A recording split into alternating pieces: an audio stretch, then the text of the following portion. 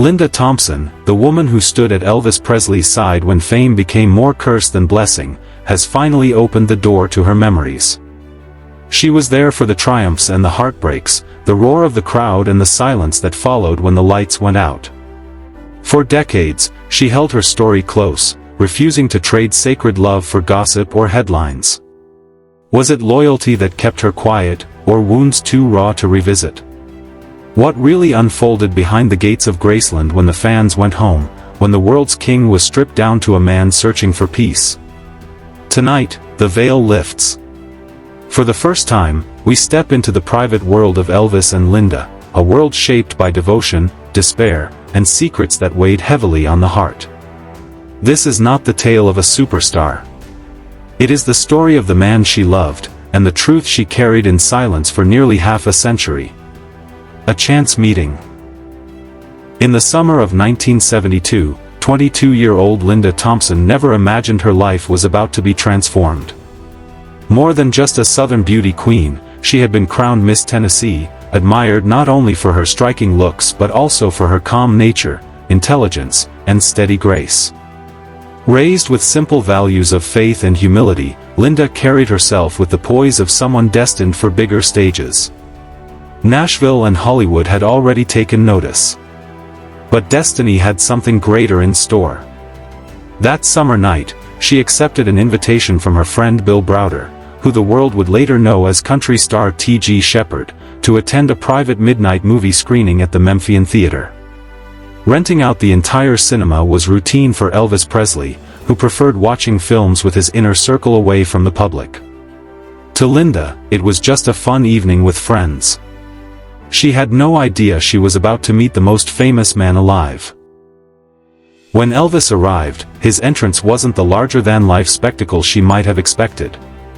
He looked weary, even irritable, carrying the exhaustion of endless tours and constant demands. But then, their eyes met. His expression softened, and in that instant, the world seemed to fall away. After the movie, instead of surrounding himself with admirers, Elvis sat with Linda. Their conversation drifted past music and fame into childhood memories, his grief over his mother's passing, and the loneliness of being adored by millions but truly known by few. Linda didn't fawn over him or treat him like a legend. She simply listened. That night, two souls connected beyond the noise of the world. By sunrise, Elvis invited her to Graceland. For Linda, the gates were not just an entrance to a mansion, but the threshold to a life she never could have imagined. Life inside Graceland. Stepping into Graceland was like stepping into another world. Gold records glimmered on the walls, Southern cooking filled the air, and music seemed to live in every corner. The house never slept. Friends, family, and the Memphis Mafia kept the halls alive with laughter, music, and spontaneous gospel sessions that lasted until dawn. Soon Linda became more than a guest. She became part of Elvis's daily life. What began as dinners, movies, and late-night talks quickly deepened into love. Yet life with Elvis wasn't about luxury. It was about witnessing both the brilliance and fragility of a man burdened by fame. Elvis could be playful and childlike, surprising Linda with barefoot dances in the living room or quirky projects like decorating the jungle room together with shag carpeting and exotic furniture. He showered her with tenderness and laughter, making her feel not like an outsider but someone meant to walk those halls. But Linda also saw the shadows. She comforted him through nightmares, prayed aloud when he woke trembling, and offered unconditional love when fame's weight became too much. Elvis, in turn, called her Mommy, a nickname that revealed just how deeply he leaned on her presence. She called him Little Baby Bunton, giving him the affection he craved. Behind closed doors, however, Linda discovered his dependence on prescription drugs. At first, she thought they were only for sleep, but soon she realized they were his way of coping with the relentless pressure of being Elvis Presley. She never judged him. Instead, she stayed, supporting him through hospital visits, sleepless nights, and failing health. Many later believed Linda's care bought Elvis precious time he might not otherwise have had. Yet love inside Graceland was complicated.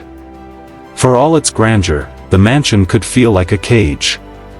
Linda was not just Elvis's partner but also his caretaker. She gave him everything, even as her own dreams began to fade quietly into the background. The burden of love. As the years passed, their relationship grew deeper, but also more demanding. Elvis sang gospel to her until dawn, performed private shows in the living room, and filled their nights with laughter. But Linda bore the weight of his battles, his dependence on medication, his exhaustion, his loneliness. She prayed for him, encouraged him, and begged him to take better care of himself. He promised, but the promises never lasted. Linda's loyalty never wavered, even as she realized she was losing herself. By 1976, Linda reached a breaking point. She longed for a life Elvis could not give her: stability, motherhood, peace. She feared death's shadow was closing in on him, and she didn't want to become a widow at 27. She also couldn't ignore his infidelities, even though she knew he loved her in his own way. Her departure wasn't dramatic. One night, through tears, she packed her belongings. Before leaving, she kissed Elvis on the forehead and whispered, "If you ever need me, I'll be here." It wasn't just words. She meant it. The calls that haunted her. Even after she left, the phone would ring late at night. On the other end was Elvis, not the performer adored by millions, but a man stripped bare, tired, and vulnerable. In one call, he told her words that would haunt her forever: "You were the only one who truly cared about me. I know that now." Each call left her shattered, torn between the guilt of leaving and the fear that staying would have destroyed her too. She often begged Elvis's close friend Charlie Hodge to check on him, to make sure he was breathing, because she knew his rhythms and silences better than anyone. Just days before Elvis's death, she made one last plea to Charlie. Something in her heart told her Elvis was slipping away. Charlie reassured her he was fine, but Linda remained uneasy. On August 16, 1977, her fears became reality. At just 42, Elvis Presley was gone. But Linda didn't learn from the headlines.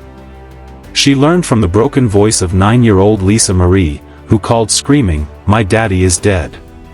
Linda's world shattered. The weight of silence. The world mourned loudly. Fans flooded Memphis, tabloids spun their stories, and publishers begged Linda for tell-all accounts.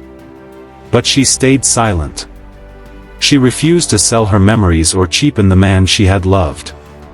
Her silence was not emptiness but loyalty. She wanted to protect Elvis's dignity, to guard the vulnerable truths he had entrusted to her. Others portrayed him as a caricature of excess, but Linda knew the balance: his generosity, his humor, his fragility. By remaining quiet, she honored the man behind the myth. For nearly 40 years, she carried her memories privately, visiting Graceland quietly and grieving away from cameras. Her silence was her devotion. Breaking the silence. It wasn't until 2016 that Linda finally chose to share her truth in her memoir A Little Thing Called Life. Her book wasn't a scandalous tell-all, but a love letter, honest yet compassionate. She revealed Elvis's flaws alongside his warmth, giving the world a portrait more real than any before. Her story showed that Elvis Presley was not just a king on stage but a man, generous, childlike, wounded, and deeply human. She gave the world permission to see him that way. Linda went on to rebuild her life. She became a successful songwriter, co-writing Whitney Houston's "I Have Nothing." She married Olympic champion Bruce Jenner, now Caitlyn Jenner, and later producer David Foster, raising 2 sons along the way. But Elvis remained her greatest love, her greatest teacher in both love and loss.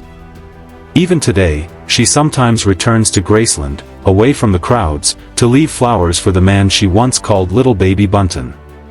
Not for the king of rock and roll, but for the man she loved in silence, and finally remembered with truth.